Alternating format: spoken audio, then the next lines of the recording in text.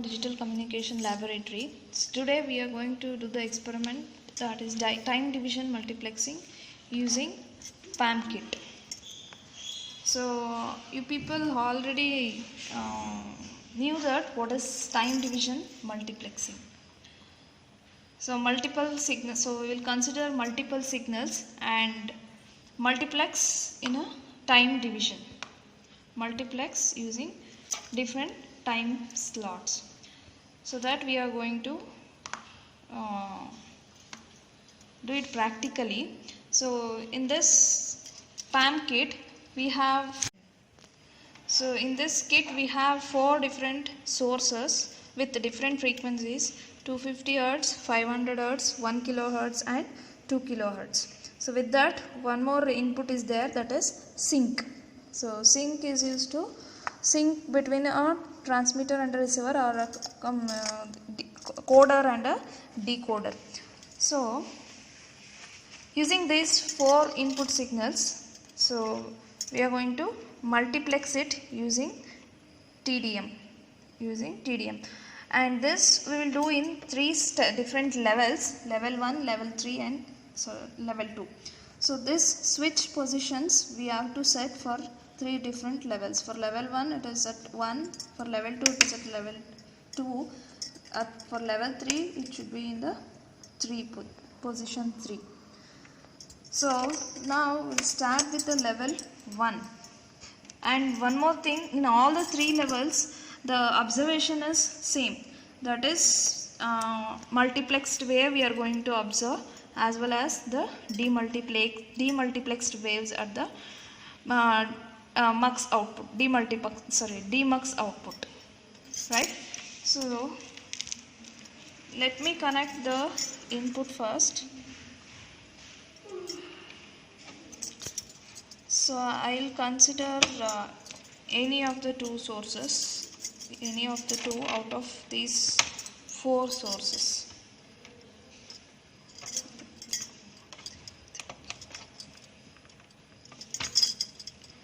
So I will consider alternate inputs so that we can easily observe the multiplexed signals. So I have connected 2 sources and I need to connect the sync and the clock pulses.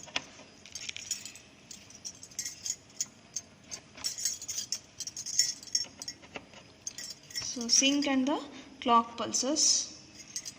So then from the TDM output we need to connect it to the demux to observe the demultiplexed signal. So now we will observe the signals one by one. So let me check whether the inputs are available at these positions. So it is 1 kHz signal. So you can observe here this 1 kHz signal. It is 1 kHz signal. Now 250 Hz signal. See, it is 250 Hz signal we are observing on the CRO screen. So we are getting both the inputs. So now let me check whether we are getting the multiplexed output. So this is our multiplexed output. So observe it keenly.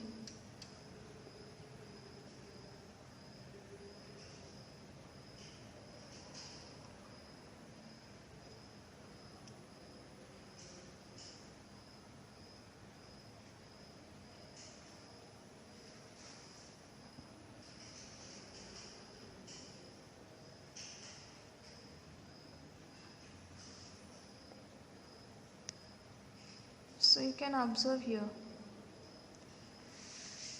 So this first pulse what we are getting, it is our first input signal, that is 250 Hz signal.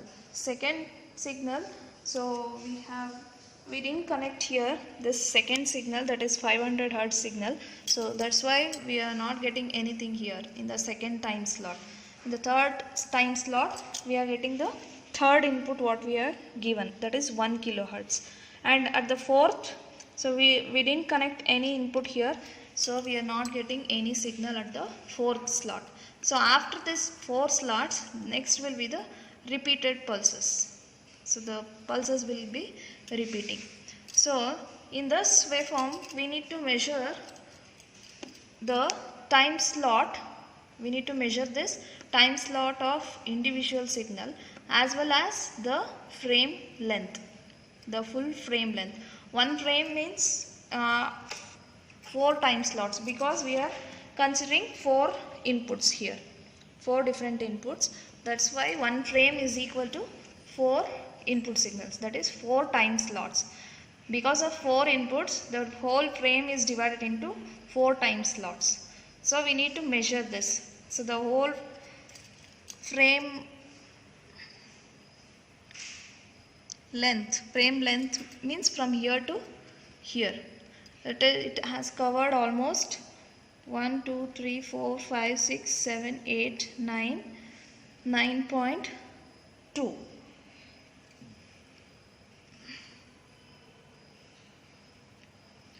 So almost 9.2 blocks are covered. Blocks are covered. Multiply this with 0.2 volts. 0.2 volts. That will give you the frame length. Frame length. Next, you need to measure each time slot, individual time slot. How much the slot length. So it covers almost 1, 2,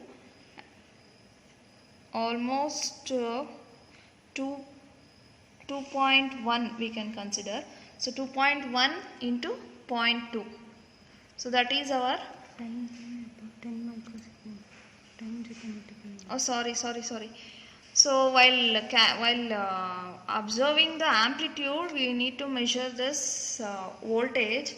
While measuring the frequency or time, we need to multiply this time base. So for this frame length, it covers 9.2 blocks. Multiply with 10 microseconds. And for each single time slot, it is 2.1 into 10 microseconds. That is our each slot length. Next, we need to measure the guard band. That means after each and every slot, we will get a guard band, which is used to differentiate, or which is used to separate the two different signals, two different frequency signals.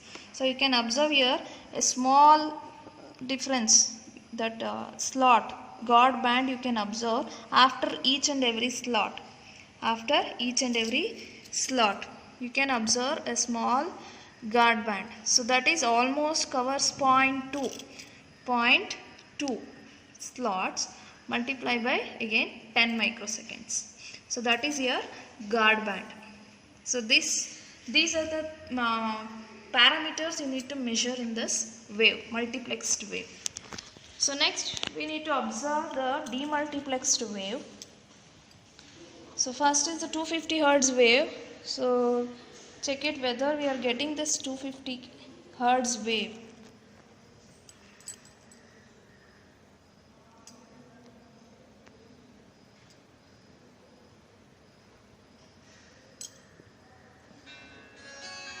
So this is our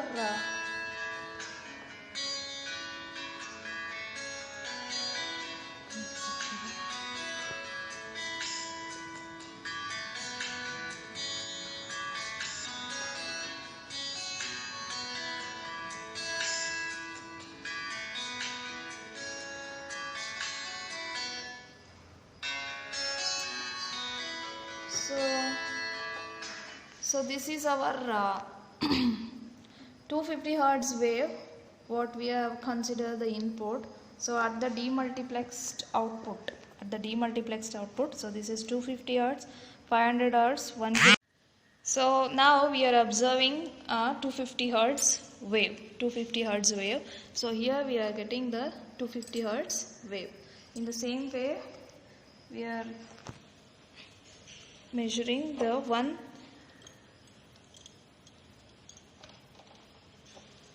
1 kilohertz wave. So this is our 1 kilohertz wave, what we have considered at the input.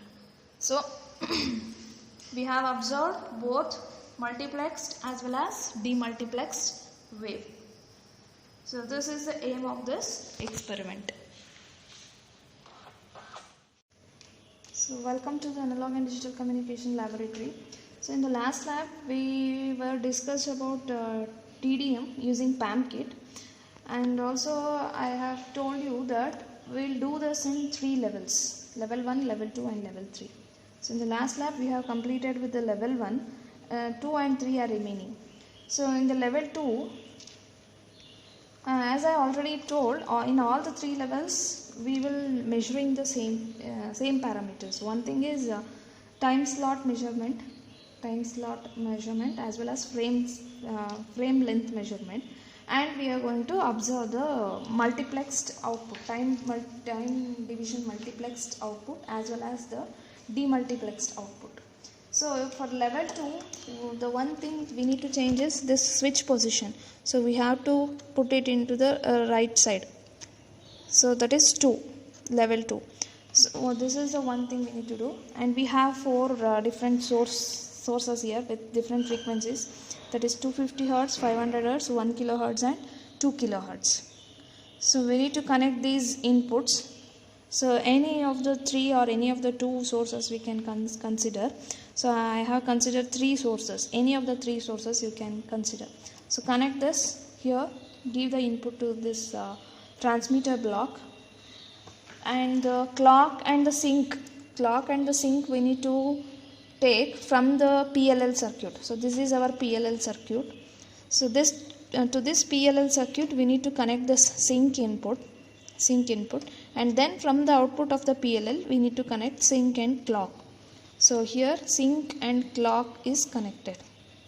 So to the receiver, sync and clock will be taken from the PLL block, phase locked loop block, right? Then this transmitted output is connected to the received output of the demultiplexer. So this is our demultiplexer block, right?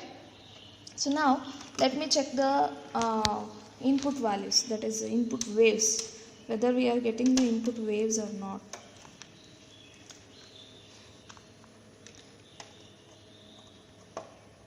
So this is the first input. So this is our 250 Hz wave.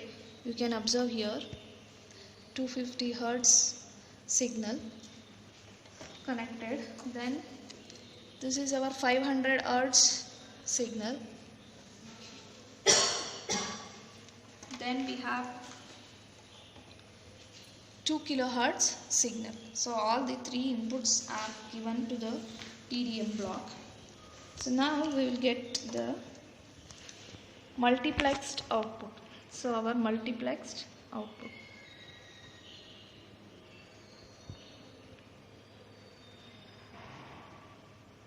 So you can observe here, see 1, 2, 3, 4. After 4 slots, again the pulses are going to repeat. So because we have 4 different inputs here. So first signal is considered 250 Hz, second also considered 500 Hz, third is actually not considered, and fourth signal we have considered. So all the 4 are get multiplexed in time. So we need to measure this time slot. So how much block it is covered.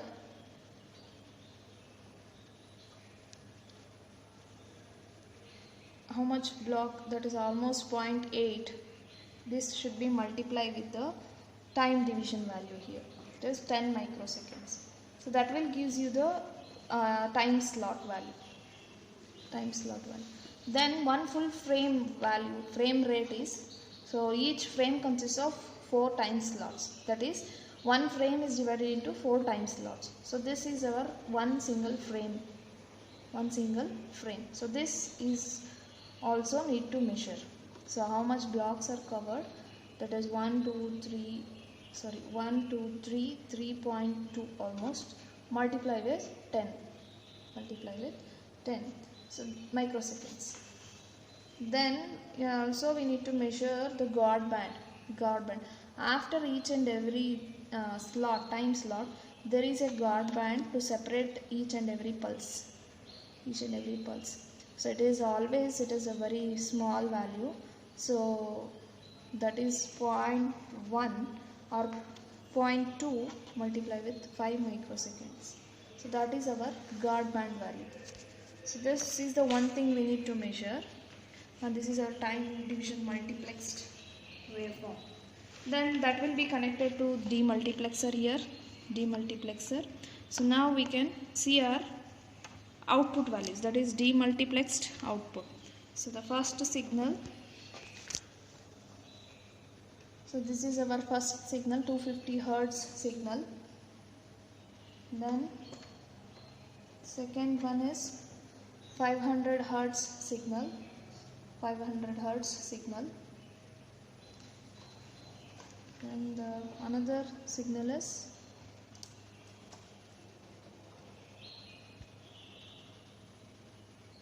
2 kilohertz signal, 2 kilohertz signal. So these are our demultiplexed outputs. So these are the things we need to measure in the TDM in all the 3 levels. So this is level 2. So to the next level, that is level 3, we need to change the switch position, that is to the left position, one thing. And also here we need to consider one of the input as sync value. That is, sync should be connected as input, and any other inputs we can connect. And also here both sync and clock will be directly taken from the PLL,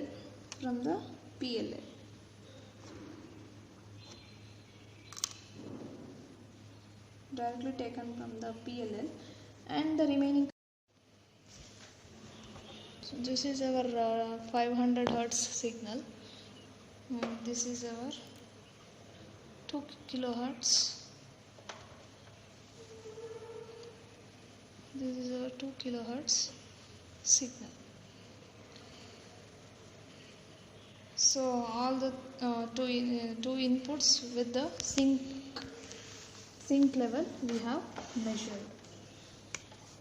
So this is about the level 3 operation. Thank you.